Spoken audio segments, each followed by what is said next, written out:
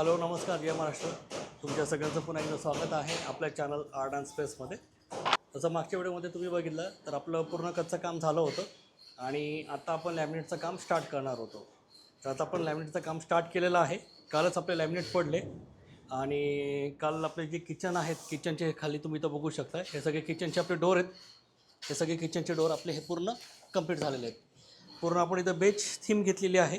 बेच थीम आता किचनमध्ये खूप ट्रेंडिंगमध्ये चालू आहे आणि वरचे जे लॉफ्ट आहेत हे सगळे आपण ऑफ व्हाईटमध्ये घेतलेत. हे सगळे हाय ग्लॉसमध्ये आहेत. आता याच्यावरती पन्नी आहे प्लास्टिकची, त्यामुळे तो काय कलर माहीत नाही तर तुम्हाला कसं दिसतं आहे कॅमेरामध्ये, पण एकदम फ्रेश कलर आहे हा बेज कलर. बेज कलरने काय होतं की हा थोडंसं हे लोक पेस्टल कलर्समध्ये येतात आणि त्याच्यामुळे कसं तुमचे लाईट्स वगैरे किचनमध्ये चांगले पडतात.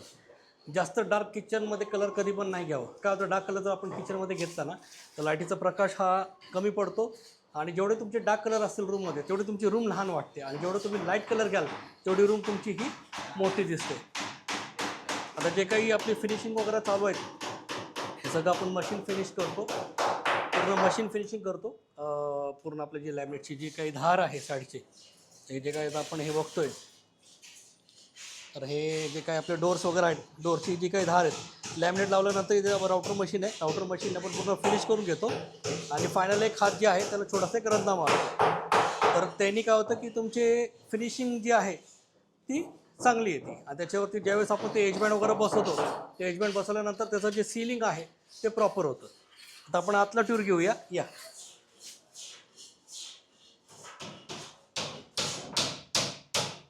गेस्ट बेडरूम आहे. गेस्ट बेडरूममध्ये पण आता आपण इथं वॉर्डरोबमध्ये काम चालू केलेलं आहे. ह्या बाजूला आतल्या बाजूला सगळे आपण इथं लॅमिनेट्स लावलेले आहेत. वरचे जे लॉफ्टचे डोर आहेत हे सगळे आपण ओपन करून घेतलेत. ओपन करून सगळे त्याला लॅमिनेट लावून एकावरती एक त्याला प्रेस करून आपण ठेवलेले आहेत. हे जे डोर्स आहेत डोर्स पण आपले सगळे प्रेस झालेले आहेत. आता ऑलमोस्ट ही जी 3 BHKची जी साईट आहे इथं आता आपलं कसं आहे डे अँड नाईट काम चालू आहे आणि आपलं जे टार्गेट आहे टार्गेट आपल्याला मीट करायचं आहे. तर आपलं जे आर्ट अँड स्पेस सेंटर आहे तर आपली ही स्पेशालिटी आहे की आपलं 2 BHK असो किंवा 3 BHK असो हे 50 दिवसात 50 दिवसामध्ये आम्ही तुम्हाला हँडओव्हर देतो. त्याच्यामध्ये तुमचं सिव्हिल काम असू द्या, इलेक्ट्रिकलचं काम असू द्या, ऑटोमेशनचं काम असू द्या, तुमचं फर्निचरचं काम असू द्या, डीप क्लिनिंग असू द्या, हे सगळे जे काही गोष्टी आहेत हे सगळे कन्सिडर करून 50 डेजमध्ये आमचं चॅलेंज आहे. आम्ही तुम्हाला साईट हँडओव्हर करतो. आत्तापर्यंत आम्ही जेवढे साईट दिले आहेत सगळे 50 डेजच्या आत दिलेत आणि 50 डेज जे आहेत हे बफर धरून आहेत.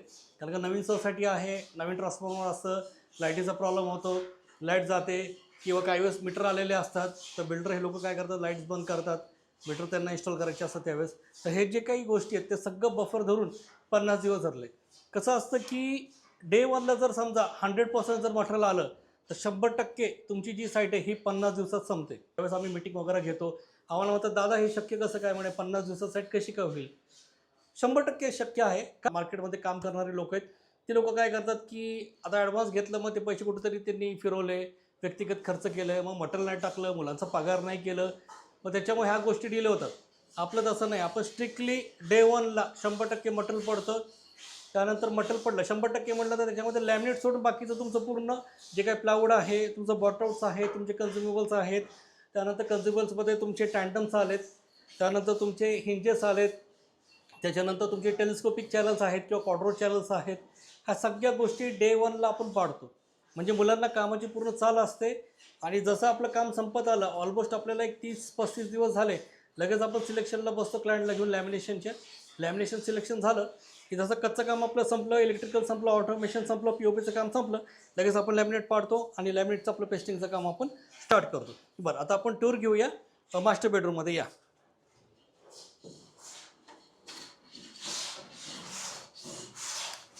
ही आपली मास्टर बेडरूम आहे. मास्टर बेडरूममध्ये बेडला आपण पूर्ण इथं लॅमिनेट घेतलेलं आहे. पूर्ण 1 पीसमध्ये पूर्ण आपण फिरून घेतलेलं आहे.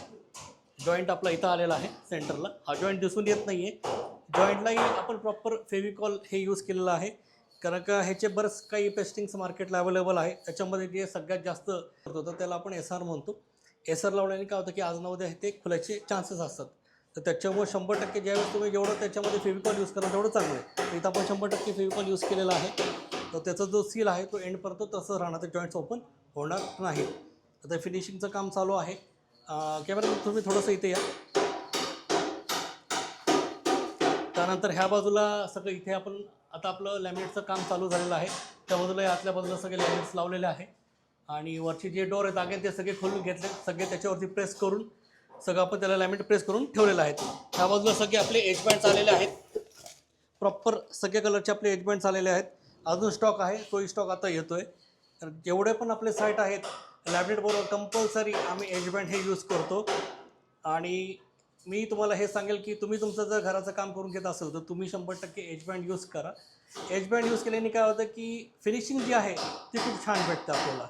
कलर जे आहेत एकसारखे दिसून येतात तुमचे, म्हणजे जे काही तुम्ही कलर्स वगैरे जे काय आता जसं हा समजा ब्राऊन कलर आहे, ब्राऊन कलरवरती आता एज बँड आपण लावले तर दिसायला हे पूर्ण युनिफॉर्म दिसतं. जसं आता इथे आपण हे घेतलं आहे बघा, पूर्ण दिसायला युनिफॉर्म दिसतात. पण हेच जर आता लॅमिनेटमध्ये लावलं तर तिथं काळी धार दिसून येते, तर ते दिसायला थोडंसं ऑड दिसतं. डार्क कलरवरती तेवढं कोण येत नाही, पण जेवढे तुमचे पेस्टल कलर असतील पेस्टल कलरवरती लगेच ती काळी धार दिसून येते. त्यामुळे तिथे लॅमिनेट जे आहेत आम्ही लावत नाही, त्यासाठी आम्ही तिथे प्रॉपर एज बँड आहे आम्ही यूज करतो. तर काम आपलं अजून चालू आहे. आता ऑलमोस्ट 1-2 दिवसात आपलं हे संपून जाईल लॅमिनेटचं काम. त्यानंतर मग बाकीचे वरचे जे लायटिंग्स वगैरे ते आपले फिटिंग होऊन जातील. तर पुढचं जसं आपलं काम चालू आहे तसे व्हिडिओज आपले येत राहतील. तर तुमच्या सगळ्यांचं प्रेम जे आहे आमच्या चॅनलबरोबर आमच्यावर हे असंच असू द्या. धन्यवाद.